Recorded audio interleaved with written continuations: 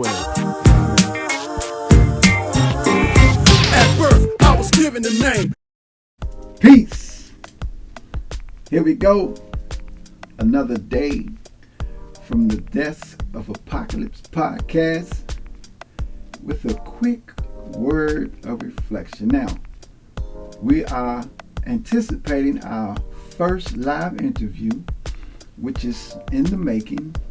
You know, we're in the process of setting it all up. It's going to be very exciting. I'm very excited about it. And so that's coming soon. So stay tuned so you can tap in. We are diving all the way into walking the road to recovery, 9 steps in motion.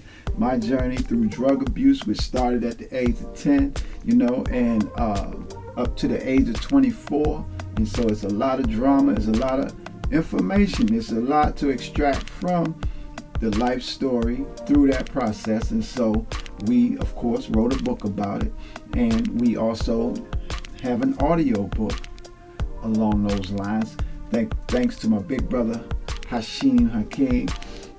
And so that's out there. That's available. And then we're going to actually dig into the subject as often as we can, so that we can attract people who really desire, who really want some help up out of that condition specifically. Now, although we're dealing specifically with drug abuse, cigarettes, alcohol, the principles, what we ask Allah to help us do is to bring out principles so that they can be used. I can use them still today because we are a habitual people or creatures, humanity. We're creatures of habit, and so some good, some not so good, some detrimental. So the principles can be used in everyday life for anyone who desires to rid ourselves of bad habits. So by the grace of Allah, we were able to do that. Now, so of course, over a year ago, we started doing this desk talk in the morning, words of inspiration, daily bread, if you will, just to calibrate or recalibrate the mind properly, so that we can go on about our day with the right mindset when we leave our homes, right? And that was personal. That was like mirror talk. And this is like mirror talk. And so, I was reflecting this morning on something. And for years, those of you who know me, for years, in my coming into the Nation of Islam and receiving my final calls for the first time and going out to the street and, working the program, that had become a great part of my everyday life, and it's such a beautiful experience as I reflect. Ups and downs, of course, but the experience itself just priceless. All of the gains, all of how one could be developed in that process. I can talk about it for years and years and years and not exhaust the conversation. So I was reflecting on a conversation that I was having a few days ago at the foodie spot, and it was so rewarding. You know what I mean?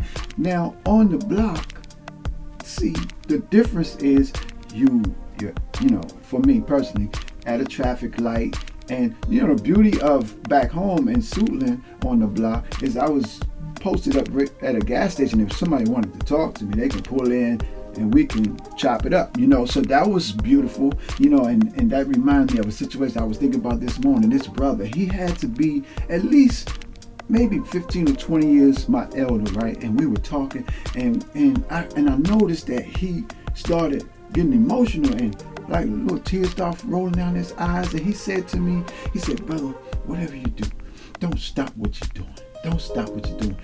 You all are all we have left.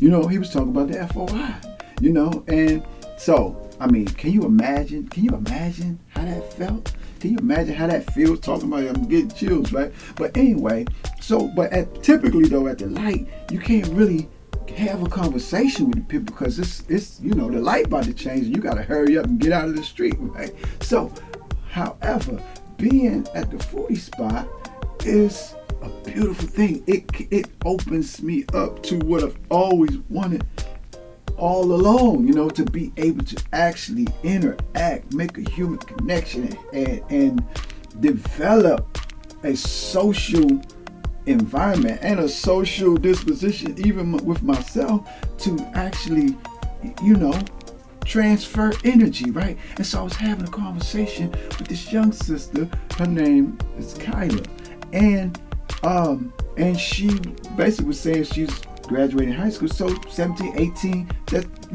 around in that age group. And we were having a beautiful conversation, and I had mentioned something about success, and she asked a beautiful question. She said, so what is success? You know what I mean? And I was like, wow. And we start talking about success really is in the eyes of the beholder. You know what I mean? Because you could think that success is a lot of money, a lot of luxurious things, and all of that, and that's a measure, a level of success. So I started talking about my own situation just a little bit, because this had come out about my journey through drug abuse, you know what I mean? And then, so now we're on the flip side of it, talking about some of the beautiful things. A wife of over 23 years, a daughter who's a college graduate, but who lived her life through her education, through our schools, like not having to come and be exposed all the way to this world while she's receiving her education. And then, and as I'm talking about all this stuff, she was like, wow, yeah. See, now that's success. I mean, this is coming out of a 17, 18-year-old. Now, see, now that's a success that means way more than a nice car or a nice big old house or what have you, although you want those things, but you seek ye first the kingdom of God, all his righteousness. See, if a nation can rise no higher than this woman, according to the teachings of the Honorable Muhammad through the Honorable, then the woman has to be free enough to be a woman. You know what I'm saying? And what all that entails. I mean, they got 7 units in the nation, and that's a lot. That's a lot. That's a lot of information. That's a lot of input to help her become what Allah desires for her to be. So, to be able to have your wife, your daughter, to be able to freely come up in that without having to come out here into this world and deal with the hustle and the bustle and all of that, right? That's a measure of success, right?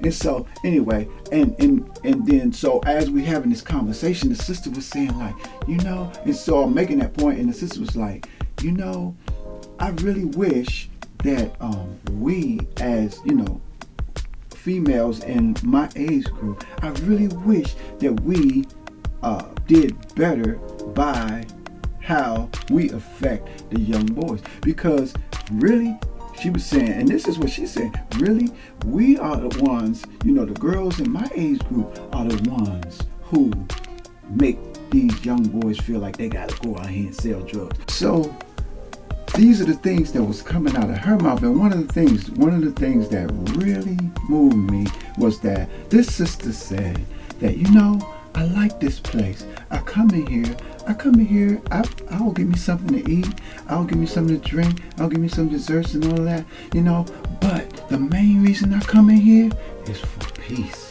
peace of mind. When I come in here, I feel peace. You know what I'm saying? Hey, look, that moved me more than anything else in the conversation. And of course, her level of intelligence was beautiful to experience and witness as well. But she said, I post this place on social media all the time. I tell my friends, I have a friend, she getting ready to graduate too. She about to be out here in this world. And I be trying to tell her, you should come over here. It's just so peaceful. Just come and just experience this peace, and I'll tell you, that really moved me more than anything else. So anyway, that's our quick word for the day.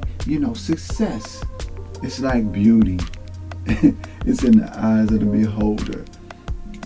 How do you see success? All right, That's our word today. For the Desk of Apocalypse. Enjoy your day. Peace.